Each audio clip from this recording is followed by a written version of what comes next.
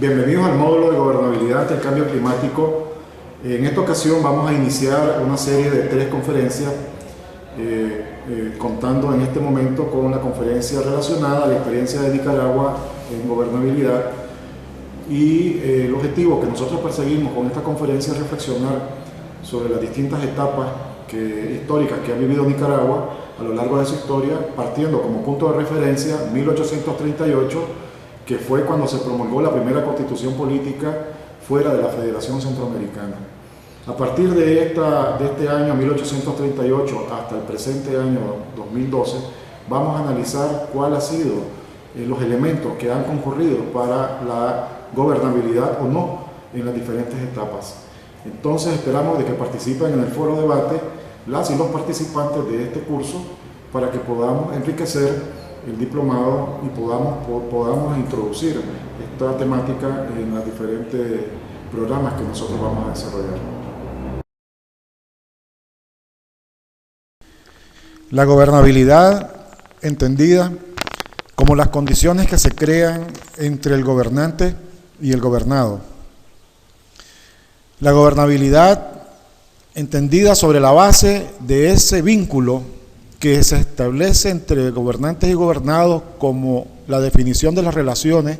la confianza, la comunicación, los valores y las satisfacciones. Esas condiciones, esa relación es la que nos viene a establecer la gobernabilidad o la ingobernabilidad de nuestro país. Sobre la base de esto vamos a explorar un poco sobre la historia de la gobernabilidad y la herencia para poder analizar estos 3 elementos: gobierno, ciudadanía, población, y las satisfacciones que se crean en un vínculo que se establece entre el gobernante y los gobernados. Haremos entonces un recorrido para poder determinar que estas condiciones de gobernabilidad nos puedan permitir hacer frente al tema de la gestión de riesgo, que es el objeto de este diplomado. Vamos a tener como un referente histórico 1838, que es el año en que se promulga la primera constitución política de Nicaragua como Estado libre, después que rompe con la Federación Centroamericana. Vamos entonces a analizar en este cuadro la producción constitucional. ¿Por qué la producción constitucional?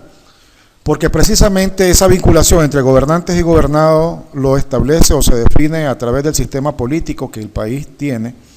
y eso se define en la Constitución Política de la República.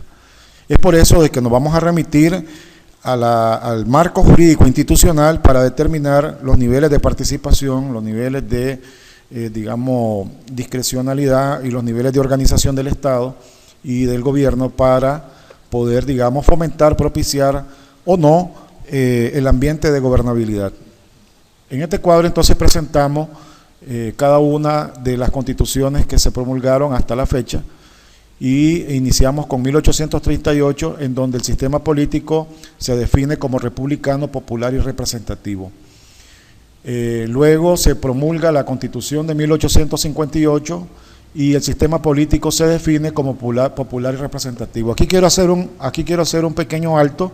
porque recordemos que la de 1838, después de que Nicaragua rompe con la Federación Centroamericana,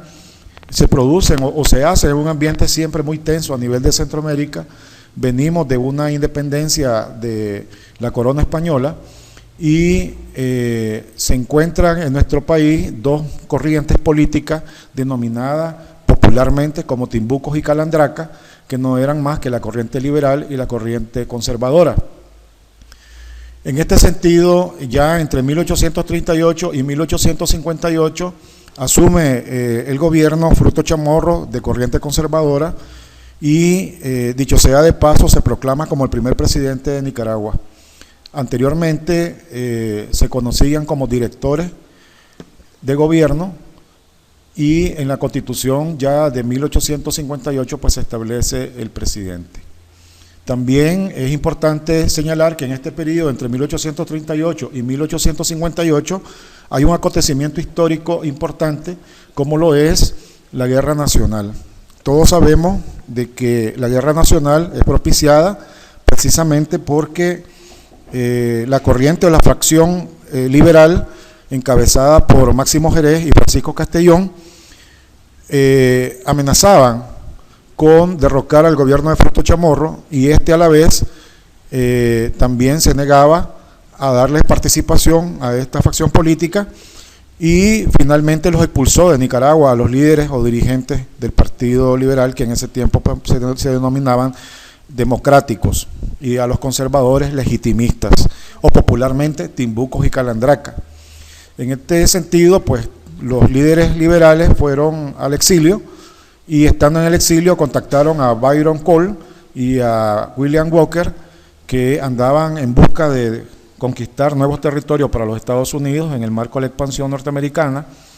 y fueron contratados como mercenarios para venir a derrocar a Fruto Chamorro.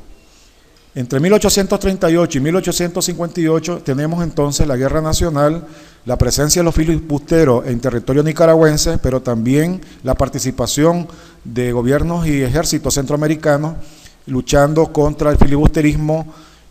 presente en Centroamérica.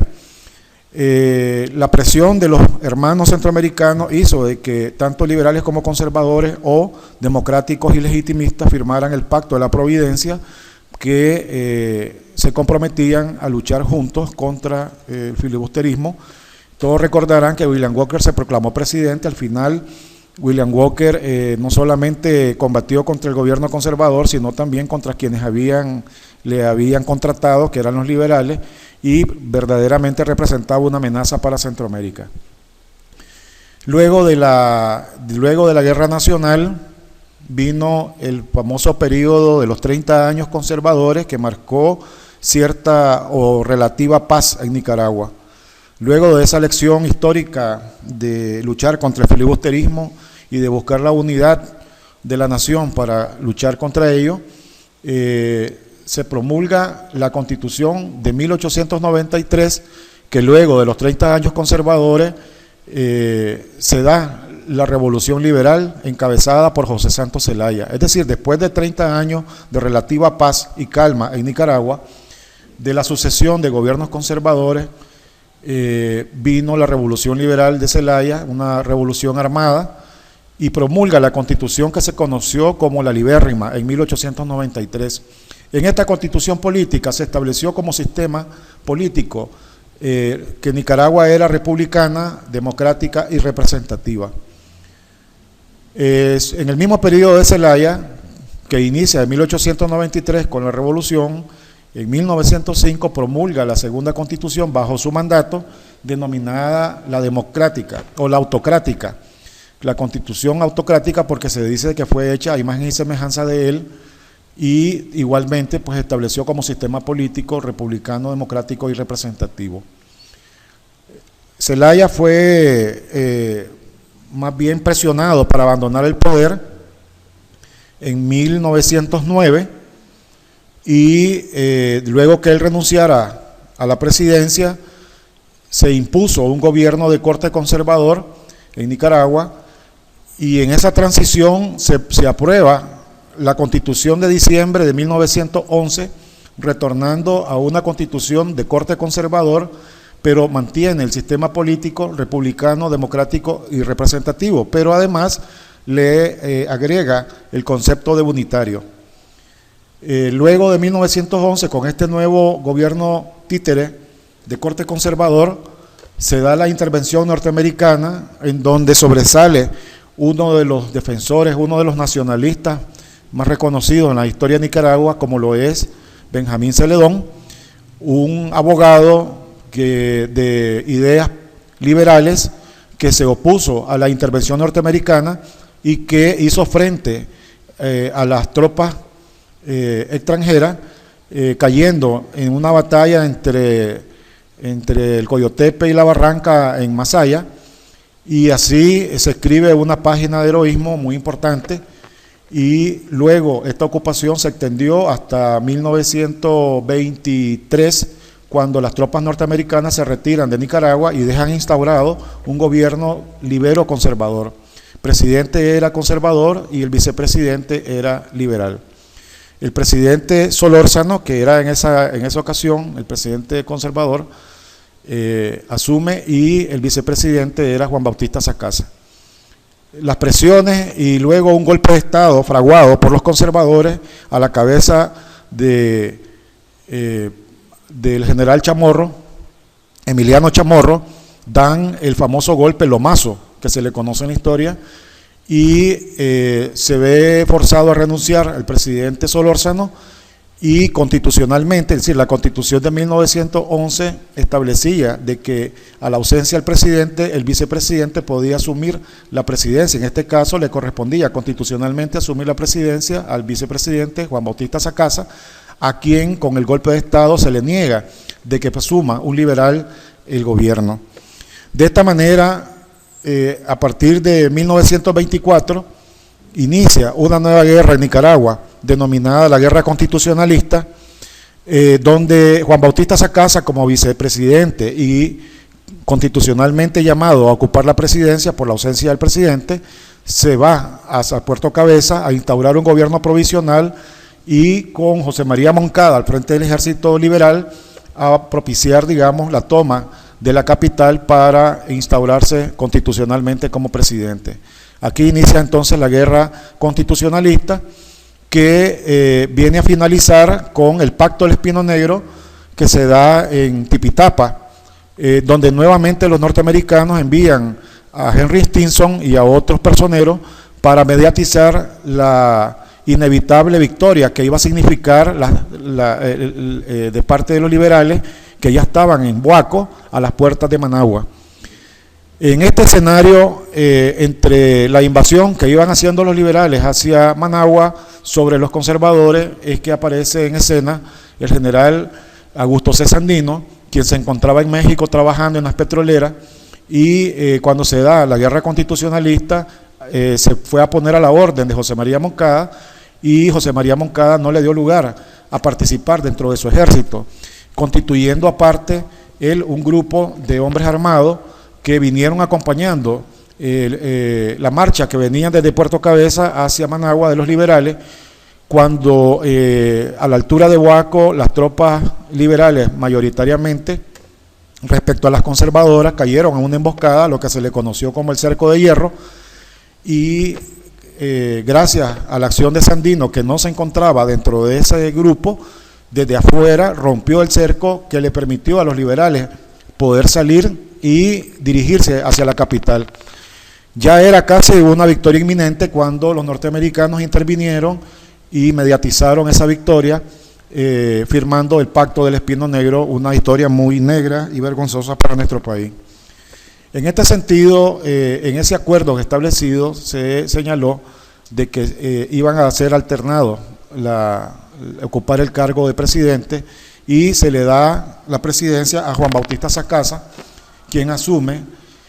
y las tropas norteamericanas hacen presencia en Nicaragua para garantizar esa transición. Sin embargo,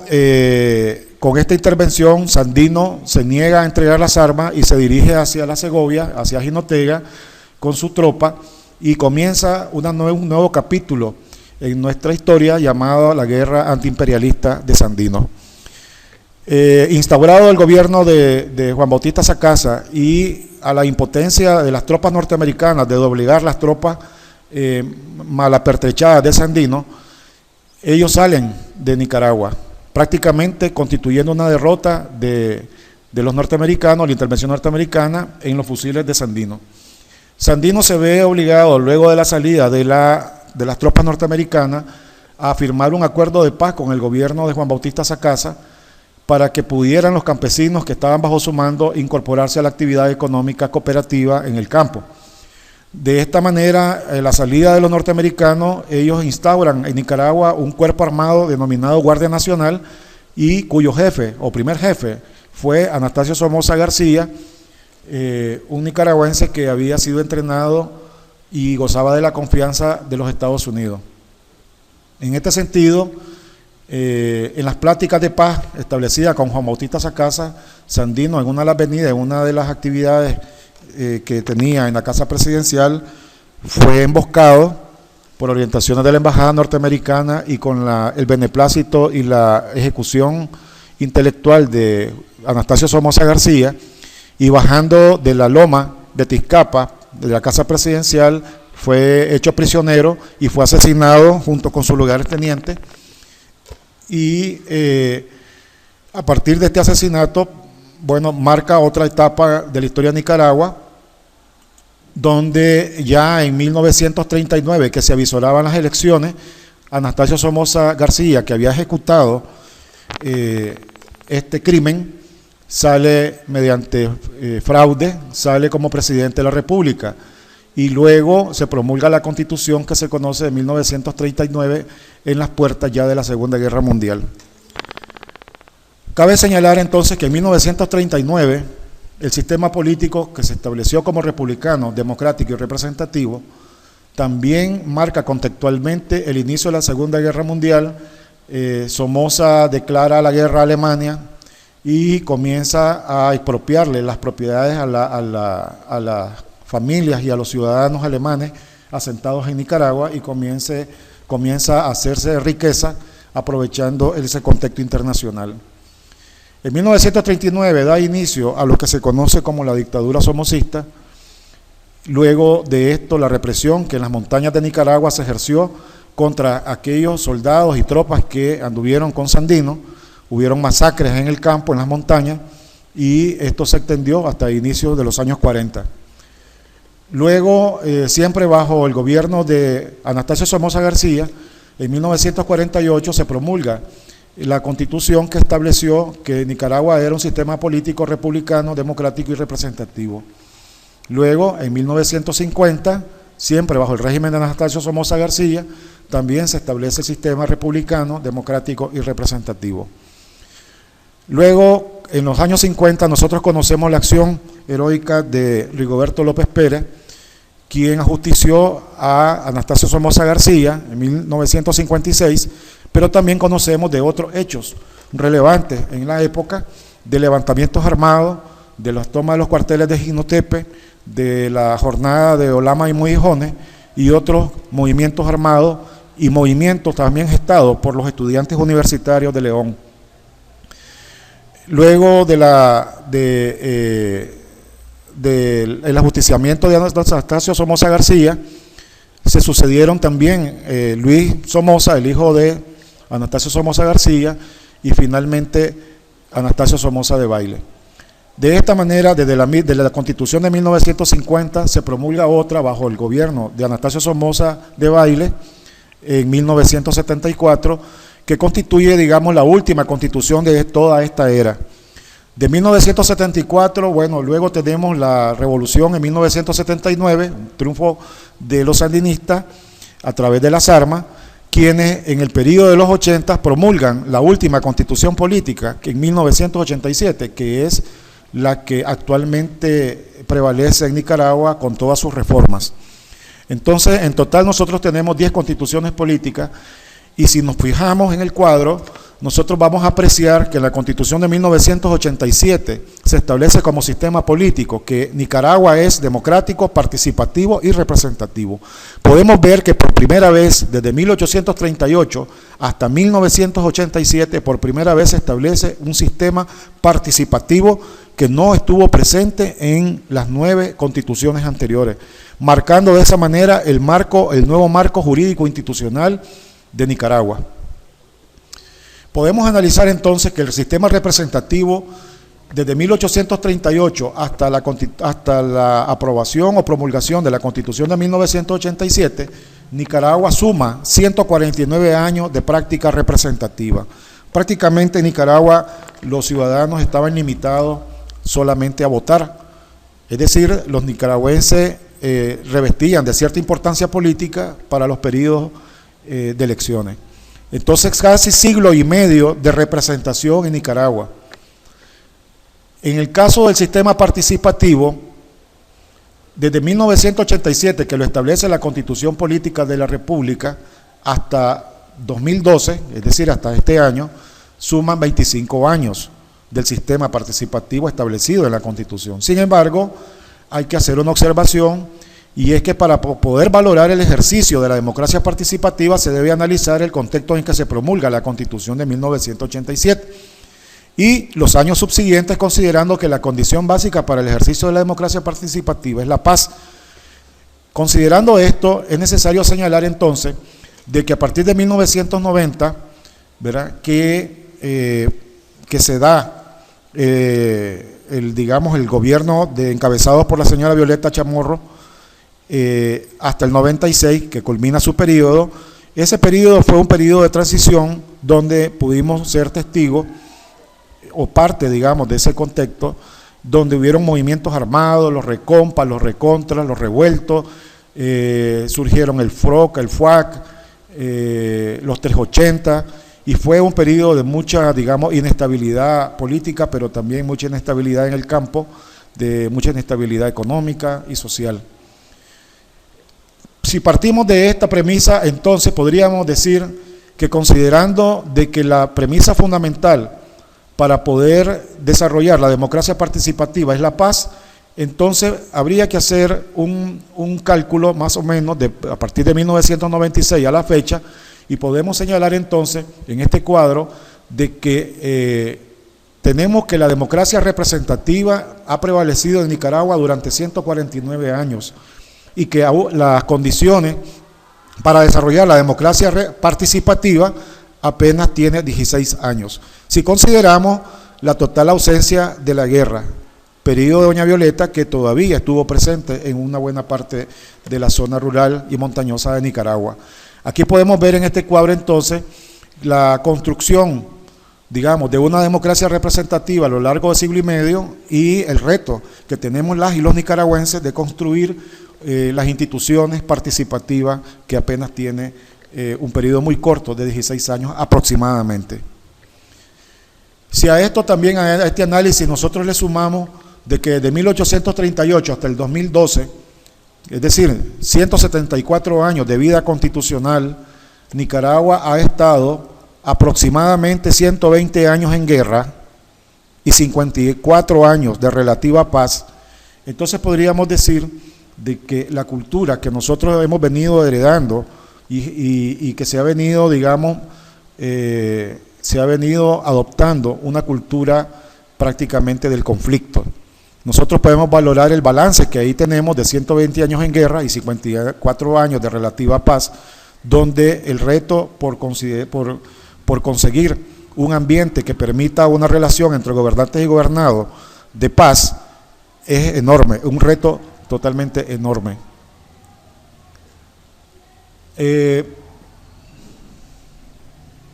También habría que señalar de que a lo largo de la historia que se han sucedido desde Fruto Chamorro hasta el presidente Daniel Ortega, que es el último periodo, se han sucedido gobiernos liberales, conservadores y sandinistas. Entonces nosotros podríamos decir que en el periodo de Fruto Chamorro hasta José Santos Zelaya, 1838 hasta 1893, excepto los 30 años conservadores, fueron de convulsión política, de convulsión militar, de guerra. Ahí miramos entonces la sucesión de los gobiernos en el periodo de los 30 años conservadores hasta la guerra, el periodo pues de José Santos Zelaya, que le causó la caída y el conflicto con los Estados Unidos y la intervención norteamericana, la guerra constitucionalista, la guerra antiimperialista de Sandino, luego la instauración de la Guardia Nacional y el triunfo de la Revolución Sandinista, que también trajo consigo un periodo, el periodo de los 80 fue un periodo también de guerra. Allí conocemos la contrarrevolución o la resistencia, que durante los 80 fue, digamos, notorio el deterioro de la economía y la sociedad, producto de esta última guerra. Aquí tenemos un resumen de todos estos acontecimientos la Guerra Nacional, la invasión filibustera, la Revolución Liberal de Celaya, caída de Celaya y la ocupación norteamericana, la Guerra Constitucionalista, la intervención norteamericana, la Guerra Antiimperialista de Sandino, la dictadura y dinastía somocista, la Guerra de Liberación Nacional, movimientos revolucionarios, caída de Somoza, triunfo de la Revolución Sandinista, la contrarrevolución y la Guerra de los 80. Hasta ahí se marca un periodo de conflicto, exceptuando los 30 años conservadores entre 1858 y 1893. Luego de los 80, vino el gobierno de la UNO, encabezado por la señora Violeta Barrios de Chamorro, entre 1990 y 1995, que ya hemos señalado se considera como un periodo de transición lleno todavía de inestabilidad y de movimientos armados. Posteriormente, se sucede el gobierno de Arnoldo Alemán Lacayo. El gobierno del doctor Arnoldo Alemán Lacayo, de 1996 al año 2000, constituyó un gobierno de mucha polarización política en Nicaragua y de una nueva propuesta de modelo neoliberal, donde provocó mucha inestabilidad económica y social, que desembocó prácticamente en lo que se conoció como el pacto.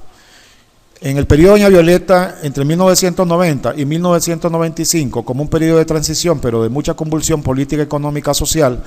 y grupos armados, fue necesario de aquello que se conoció como la Ley Marco. La firma de la Ley Marco no fue nada más que un acuerdo político de gobernabilidad. Y en el periodo del doctor Arnoldo Alemán Lacayo, igualmente surgió lo que se conoció como el pacto, pero no fue más también que la firma de un acuerdo de gobernabilidad, precisamente porque las medidas de cambio propuestas por el nuevo modelo económico, político y social provocaron diferentes malestar en diferentes sectores del país, que estaba siendo ingobernable el Nicaragua. Luego vino el gobierno del ingeniero Enrique Bolaños con el mismo modelo neoliberal, donde también fue necesario la firma de un acuerdo de gobernabilidad, puesto que la particularidad del gobierno del ingeniero Enrique Bolaños fue que lo primero que hizo su gobierno fue acusar al expresidente Arnoldo Alemán por corrupción y perdió el apoyo de sus correligionarios en la Asamblea Nacional, y el apoyo que no tuvo durante todo su gobierno lo hizo finalmente firmar un acuerdo de gobernabilidad para poder culminar su periodo. Luego del ingeniero Bolaño vino en 2006 nuevamente las elecciones, que gana el comandante Daniel Ortega Saavedra con una propuesta de reconciliación, de unidad nacional, de un gobierno de unidad nacional, y con propuestas de programas sociales que comenzó a implementar en este periodo de 2006 al 2011 prácticamente, para instaurar un nuevo modelo basado en una propuesta de socialismo, cristianismo y solidaridad, sobre las premisas de reconciliación y unidad nacional. Luego vinieron las últimas elecciones, que van desde el 2011 al 2017, es decir, iniciando en 2012 el gobierno en una nueva etapa. Quien gana nuevamente la presidencia, el comandante Daniel Ortega, con un porcentaje mayor, arriba del 60%, superando el 38% con el que había ganado. Y en esta nueva etapa, sobre la base de programas sociales y sobre la base de una propuesta de modelo diferente a las anteriores, ha establecido un vínculo con la población, una apertura con la población, dándole lugar a la participación de manera amplia. Estas condiciones que señalábamos inicialmente son las condiciones que hemos ido observando a lo largo de los años y a lo largo de la historia para saber las condiciones para la gobernabilidad. Hasta la fecha, nosotros hemos conocido de que la población ha tenido una mejor comunicación, ha tenido una mejor participación respecto a la gestión de gobierno, y esto ha dado lugar a que se rechacen los intentos que algunos personeros, algunos sectores todavía mantienen de alentar vientos de guerras en Nicaragua. Esta ha sido, digamos, una breve exposición de lo que ha sido la historia o la herencia sobre gobernabilidad de Nicaragua, donde hemos visto, pues verdaderamente Nicaragua ha sido un país bastante difícil de gobernar. Se han sucedido muchas guerras, 120 años en guerra han sumado, y que nos encontramos frente a un gran reto de construir bases sólidas para la paz, que a su vez constituyen los elementos fundamentales para hacer frente a la pobreza, al desarrollo, al bienestar, pero también sobre todo al reto de gestionar ante los eventos como el cambio climático, la gestión de riesgo, para reducir los niveles de vulnerabilidad que tienen nuestro país, nuestra población y los diferentes sectores.